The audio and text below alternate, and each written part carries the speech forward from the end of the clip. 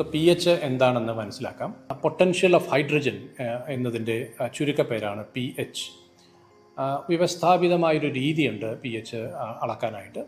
0 മുതൽ 14 വരെയുള്ള അക്കങ്ങളെ അടിസ്ഥാനമാക്കിയാണ് പി എച്ചിനെ നമ്മൾ വിശദീകരിക്കുക.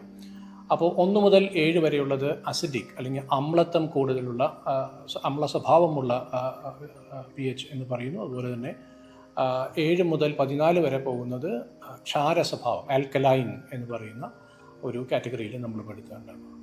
കേരളത്തിലെ ജലത്തിൽ സാധാരണ അല്പം അമ്ല സ്വഭാവമുള്ള പി എച്ച് ആണ് കാണാറ്.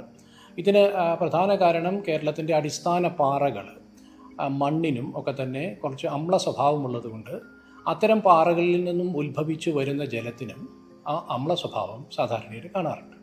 ജലത്തിൻ്റെ അല്ലെങ്കിൽ നമ്മുടെ കുടിവെള്ളത്തിൻ്റെ പി എച്ച് അത് ആസിഡിക് ആണോ ആൽക്കലൈൻ ആണോ എന്നുള്ളത് വളരെ ലളിതമായ ഒരു ടെസ്റ്റ് വഴി നമുക്ക് കണ്ടെത്താം.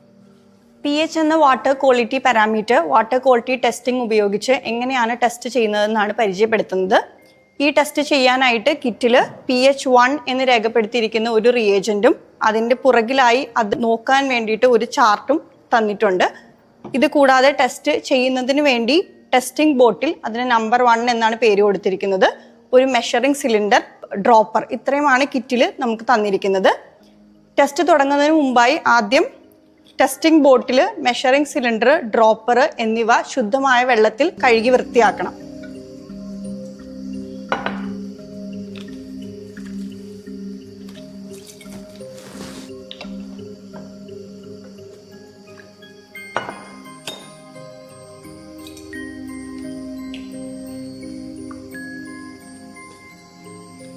ഇവ കഴുകി വൃത്തിയാക്കിയതിന് ശേഷം ടെസ്റ്റ് ചെയ്യാനുള്ള സാമ്പിൾ അത് നന്നായി കുലുക്കിയതിന് ശേഷം അതുപയോഗിച്ച് ഇവ 3ഉം റിൻസ് ചെയ്യുകയാണ് ചെയ്യേണ്ടത്.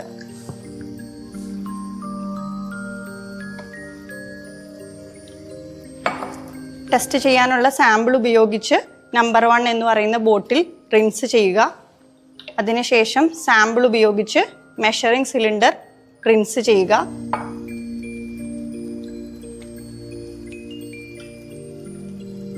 ഡ്രോപ്പറും റിൻസ് ചെയ്യുക. പി എച്ച് ടെസ്റ്റ് ചെയ്യുന്നതിന് വേണ്ടി 10 ml സാമ്പിളാണ് നമുക്ക് ആവശ്യം. 10 ml സാമ്പിൾ മെഷറിംഗ് സിലിണ്ടറിൽ അളന്ന് എടുക്കണം.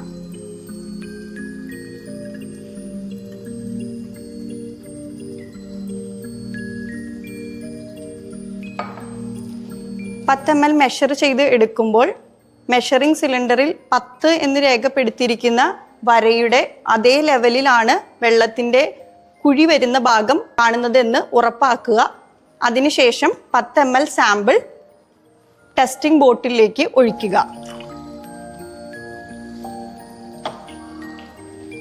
pH1 എന്ന് രേഖപ്പെടുത്തിയിരിക്കുന്ന റിയേജൻ ബോട്ടിൽ നന്നായി കുലുക്കിയതിന് ശേഷം 4 തുള്ളി റിയേജൻ്റ് ആണ് ഒഴിക്കേണ്ടത്.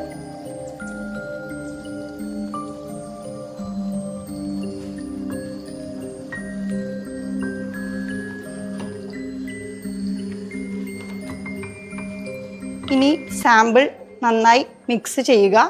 ഇപ്പോൾ സാമ്പിളിന് ഒരു കളർ വന്നിട്ടുണ്ട്. ആ കളർ pH1 എന്ന് പറയുന്ന റിയേജൻ ബോട്ടിലിൻ്റെ പുറകിൽ കൊടുത്തിരിക്കുന്ന ചാർട്ടുമായി കമ്പയർ ചെയ്ത് നമ്മുടെ സാമ്പിളിൻ്റെ pH എത്രയാണെന്ന് കണ്ടെത്താവുന്നതാണ്. ടെസ്റ്റ് കഴിഞ്ഞതിന് ശേഷം നമ്പർ 1 എന്ന് പറയുന്ന ടെസ്റ്റിംഗ് ബോട്ടിൽ നന്നായി ശുദ്ധജലം ഉപയോഗിച്ച് കഴുകി വൃത്തിയാക്കി സൂക്ഷിക്കുക. ബ്യൂറോ ഓഫ് ഇന്ത്യൻ സ്റ്റാൻഡേർഡ്സിൻ്റെ മാനദണ്ഡം പ്രകാരം കുടിവെള്ളത്തിന് ആവശ്യം വേണ്ട pH മൂല്യം 6.5-നും 8.5-നും ഇടയ്ക്കാണ്. ഈ റേഞ്ചിലല്ലാത്ത കുടിവെള്ളം ദീർഘകാലം ഉപയോഗിക്കുന്നത് ആരോഗ്യകരമായ പ്രശ്നങ്ങൾ ഉണ്ടാക്കാൻ സാധ്യതയുള്ളതിനാൽ pH മൂല്യത്തിൽ മാറ്റങ്ങൾ വരുത്തേണ്ടത് അത്യാവശ്യമാണ്.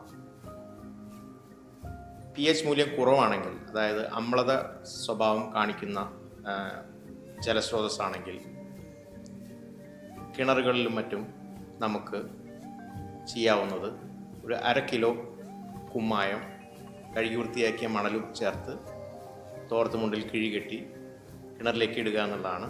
അത് ഒന്നിടവിട്ട ദിവസങ്ങളിൽ ഇളക്കി കൊടുക്കുന്നത് ആ കുമ്മായം ജലത്തിൽ ലയിക്കാനും pH മൂല്യത്തിനെ ഉയർത്തുന്നതിനും സഹായകമാകും. കേരളത്തിലെ ഒട്ടുമിക്ക കിണറുകളിലും അമ്ല സ്വഭാവം കാണിക്കുന്ന ജലമാണ് കണ്ടുവരുന്നത്. എന്നാൽ വളരെ അപൂർവമായി ക്ഷാര സ്വഭാവവും കണ്ടുവരുന്നു.